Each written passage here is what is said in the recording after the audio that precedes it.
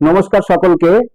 আগামী 1লা সেপ্টেম্বর সাম্রাজ্যবাদ বিরোধী, ফ্যাসিবাদ বিরোধী স্মারক দিবসে কলকাতার বুকে একটা মহামিছিল সংগঠিত হতে চলেছে। সিপিআইএম এর লিবারেশন সহ বিভিন্ন বামপন্থী রাজনৈতিক দল, CPM, CPI, forward block, RSP, SUCI সহ বিভিন্ন দল মিলে আমরা এই মহামিছিলের ডাক দিয়েছি।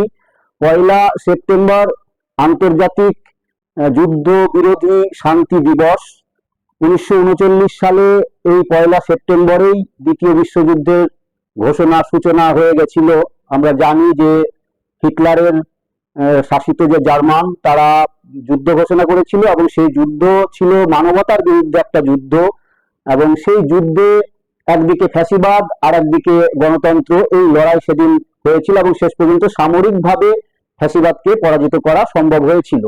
তো সেই স্মারক দিবসে আমরা আজকের যে পরিস্থিতি, আজকের যে সময়ের মধ্যে আমরা দাঁড়িয়ে আছি, সেই সমস্ত বিষয়গুলোকে তুলে ধরে এই মহামিছিলের ডাক দিয়েছি।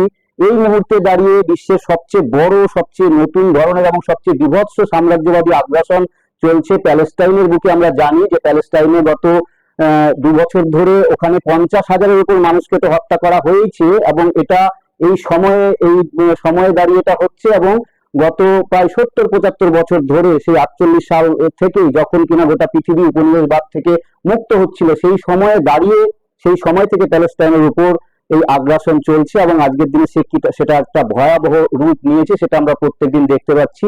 এবং এখানে আমেরিকা এবং ইসরায়েলের এই যে প্যালেস্টাইনের উপর একটা গণহত্যা, ব্যাপক এবং গণহত্যা চাপিয়ে দেওয়া হয়েছে, সেখানে আমাদের দেশ ভারতবর্ষ, যে ভারতবর্ষ কিনা একটা সময় আমাদের গোটা স্বাধীনতা সংগ্রামের পর্ব জুড়ে, তার পরবর্তীতে সবসময় প্যালেস্টাইনের মানুষের পাশে দাঁড়িয়েছে, প্যালেস্টাইনের মুক্তি সংগ্রামের পাশে দাঁড়িয়েছে, আজকে আমরা দেখছি যে ভারত, আমাদের নরেন্দ্র মোদীর নেতৃত্বে যে ভারত সরকার, সেই সরকার তারা প্যালেস্টাইনের পক্ষে দাঁড়ানোর বদলে আজকে ইসরায়েলের এই যুদ্ধাপরাধের সাথে সামিল হয়ে যাচ্ছে। এটা একদিকে আমরা দেখছি।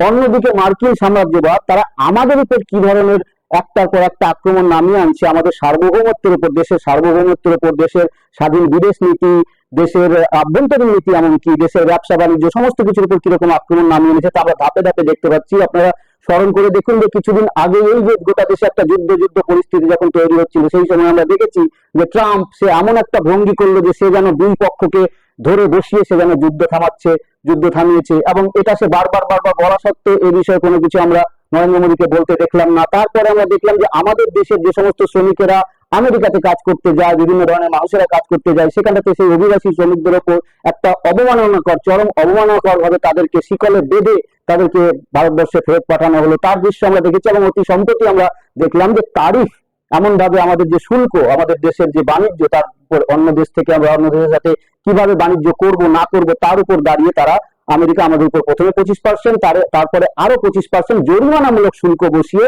আমরা কার কাছ থেকে তেল কিনবো না কিনবো, আমরা কোন দেশের সাথে ব্যবসা করব না করব, আমাদের বৈদেশিক নীতি কি হবে, তার উপর চরম হস্তক্ষেপ করছে। এক কথা বললেই সার্বভৌমত্বের উপর তাদের পরপর এই হামলাগুলো চলছে। এবং আমাদের দেশের এই নরেন্দ্র মোদী সরকার, যে কিনা নরেন্দ্র মোদী নিজেকে বিশ্বগুরু, নিজেকে বিশাল বড় একটা কিছু বলে তুলে ধরতে চায়, তাকে আমরা দেখলাম সে আমেরিকার এই যে আমাদের সার্বভৌমত্বের উপর আক্রমণ, তার বিরুদ্ধে তারা একটা কথা তারা বললেন না। একদিকে ওই ইসরায়েলের যুদ্ধাপরাধের সাথে সামিল হচ্ছে তারা, অন্যদিকে আমাদের দেশের সার্বভৌমত্বের উপর যখন আক্রমণ নামছে, সেটা নিয়ে ভারত সরকার, এই মোদী সরকার, বিজেপি সরকার তাকে কোনো কিছু বলতে দেখা যাচ্ছে না, সে তার কাছে সারেন্ডার করছে।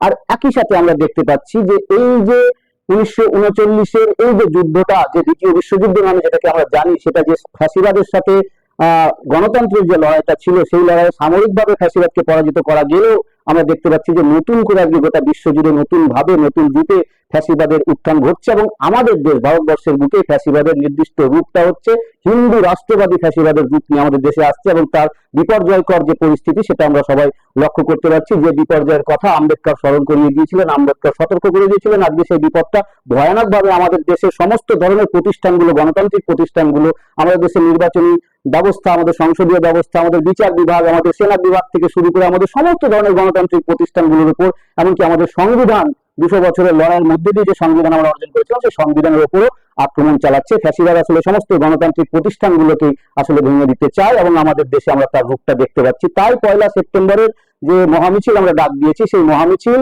এই যে সাম্রাজ্যবাদী যে হামলা প্যালেস্টাইনের উপর, ভারতের উপর, এবং যে ফ্যাসিবাদ যে আমাদের দেশকে গ্রাস করছে, গোটা পৃথিবীকে নতুন করে গ্রাস করছে, তার বিরুদ্ধে আমরা মহামিছিলের ডাক দিয়েছি। আগামী পয়লা সেপ্টেম্বর কলকাতার বুকে মহামিছিল লেনিন মূর্তির সামনে থেকে শুরু হবে। সবার কাছে আমাদের আবেদন, সমস্ত বাম গণতান্ত্রিক মানুষের কাছে, ছাত্র যুবদের কাছে আমাদের আবেদন, আহ্বান যে আসুন পয়লা সেপ্টেম্বরে মিছিলে অংশগ্রহণ করুন, সাম্রাজ্যবাদ বিরোধী, ফ্যাসিবাদ বিরোধী লড়াইকে আরো তীব্র করে তুলুন।